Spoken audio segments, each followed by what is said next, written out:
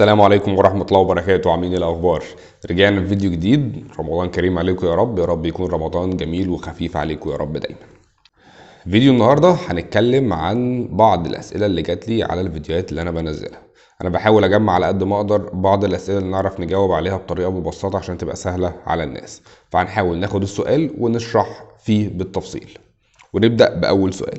في حد بعت لي قال لي إمكانية فتح شركة ملاحة بحرية صغيرة، ممكن تعطينا تصور عنها؟ قبل ما نبدأ في شرح أو إجابة السؤال ده، طبعا أنا مش هعرف أجاوبك كشكل منظوم، يعني اللي هو أنا أبدأ إزاي شركة ملاحة والأوراق اللي محتاجها والخبرات اللي محتاجها والناس اللي تبقى شغالة فيها وإيه هي الأقسام اللي موجودة فيها. قبل ما أقولك ده أنا مش هعرف أشرح لك الحتة دي، بس أنا أعرف أقولك تصور عام عن الوكالة الملاحية او شركة ملاحة بحرية. شركة ملاحة بحرية او وكالة بحرية دي عبارة عاملة زي الايجنسي دي بتبقى عبارة عن شركة مسؤولة عن ان لو في مركب جاية من بره هتخش مصر، هي بتحاول تخلص لها كل الاجراءات بتاعت مثلا دخول قناة السويس. لو المركب دي او الكرو بتاع المركب دي محتاجة مؤن، محتاجة اكل، محتاجة شرب، محتاجة مساعدات، محتاجة ادوات تصليح، محتاجة حاجات معينة في المركب، فهي بتهاير ايجنسي او بتهاير وكاله بحريه ان هم يبقوا مسؤولين عنه.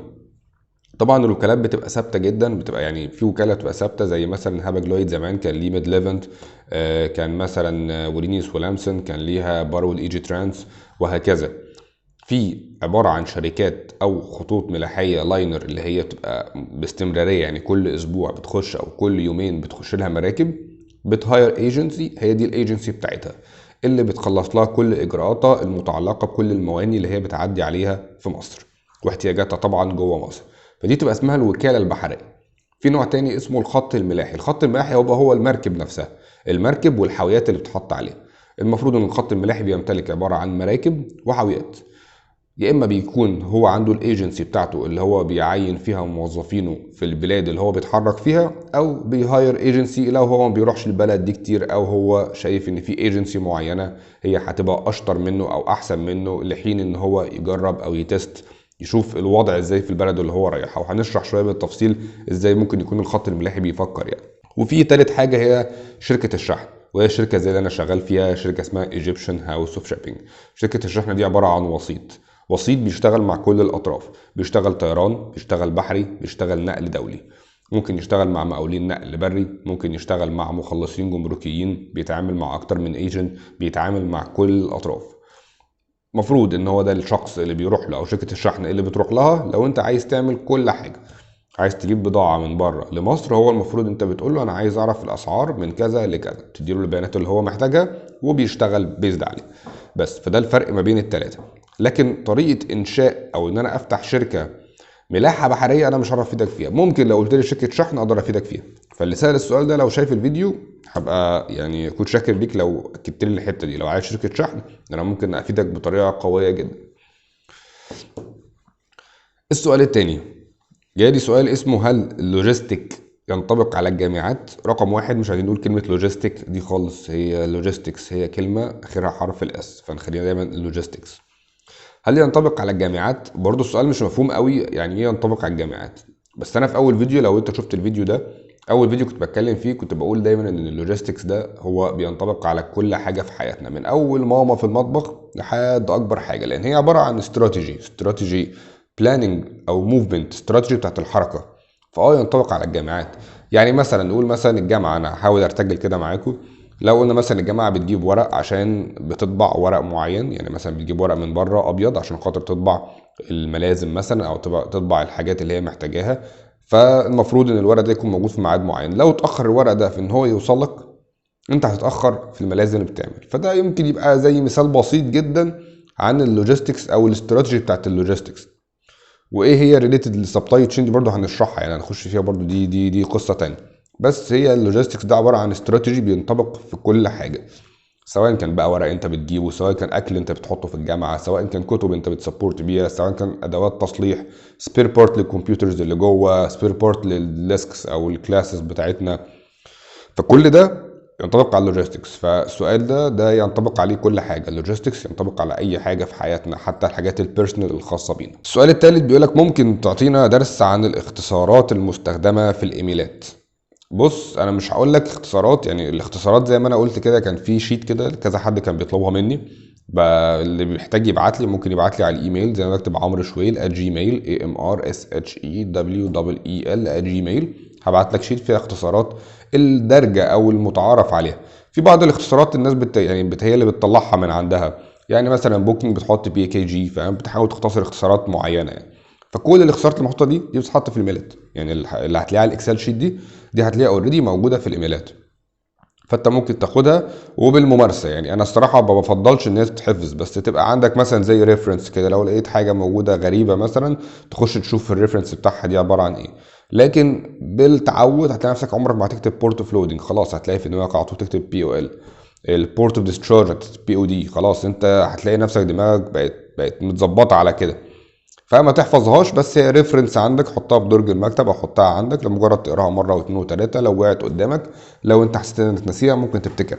وعلى فكره مش عيب انك تسال، يعني تسال لو حد كاتب برضو اختصار مش موجود حتى في الشيت اللي انا حاططها، فاهم. لان بقول لك في ناس، او انا مثلا لو عايز اختصر اختصار معين فانا ممكن اعمل نفسي اختصار زي بوكينج كده PKG، يعني مفيش رول معين للاختصارات، بس بتبقى متعارف عليها في المجال زي اي مجال في العالم. السؤال الرابع بيقول لك اكتر حاجه ممكن تفيدني اعرفها في الاكسل خاصه في مجال اللوجيستكس.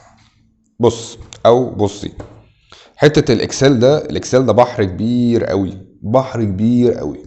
بس احنا ممكن نقسم او نشوف اصلا انا ممكن احتاج ايه من الموضوع. الاكسل انا ممكن احتاجه في كل حاجه ملهاش علاقه باللوجيستكس، بس تعال نشوف انا كلوجيستكس. لو انا راجل بشتغل في اللوجيستكس في شركه، مش هقول برضو مالتي ناشونال او مالتي ناشونال ان هو ساعات الريبورتات بتطلع من السيستمز بتاعتهم على الاكسل، بس رقم واحد البيزكس.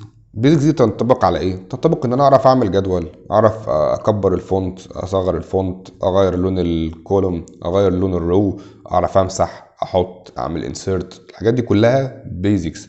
حتى كمان الايكويشنز البسيطه اللي هي السمشن مثلا او السم، ان انا عايز اجمع حاجه، اماينس حاجه، اضرب حاجه في حاجه عشان تطلع لي نتيجه معينه، كل ده يندرج تحت كلمه بيزكس. فالبيزكس دي بتخلينا ان احنا نعرف نعمل جدول نكتب فيه اسامي، نكتب فيه كذا، مش مطالب اكتر من كده في البيزكس. بعد كده بقى انا لما يقعد تحت ايدي داتا، في حاجتين محتاجين قوي نبقى عارفينهم. رقم واحد هو البيفوت تيبل. البيفوت تيبل ده المفروض ده يعني في ليفل معين، لو انت عايز تطلع ريبورت لمديرك بالشغل اللي انت عملته او بالحاجه اللي موجوده في الداتا الاكسل دي، البيفوت تيبل ده يعتبر رقم واحد.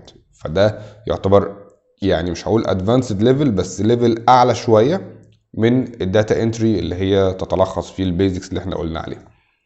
وفي عندنا الفي لوك اب والاكس لوك اب والحاجات دي، بس البيفوت تيبل هو رقم واحد بعد البيزكس، وبعد كده الفي لوك اب. الحاجتين دول محتاجين تعرفوهم، يعني ما اظنش محتاج اكتر من كده، مش محتاج تعرف اعلى من كده.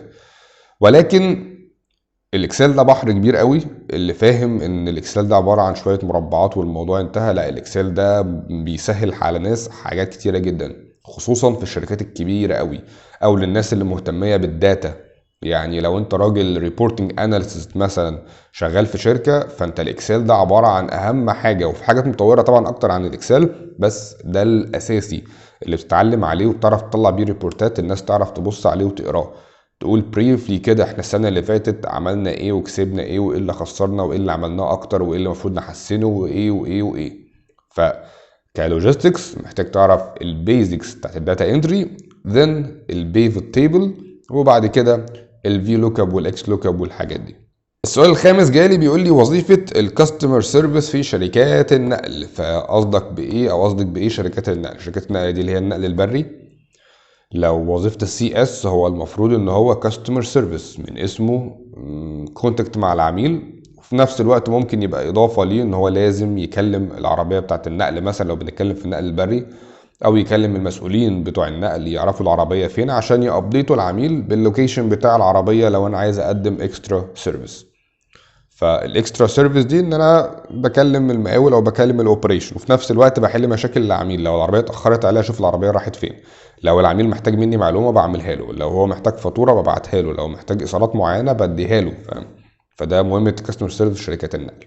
وبس كده، دول 5 اسئله حاولت اجمعهم من الفيديوهات، ولو في اي اسئله تانية ممكن تبعتوها لي ان شاء الله.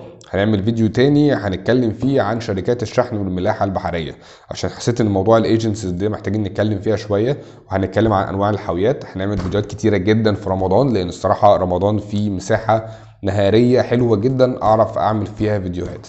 فان شاء الله كده اشوفكم على خير، والسلام عليكم ورحمه الله.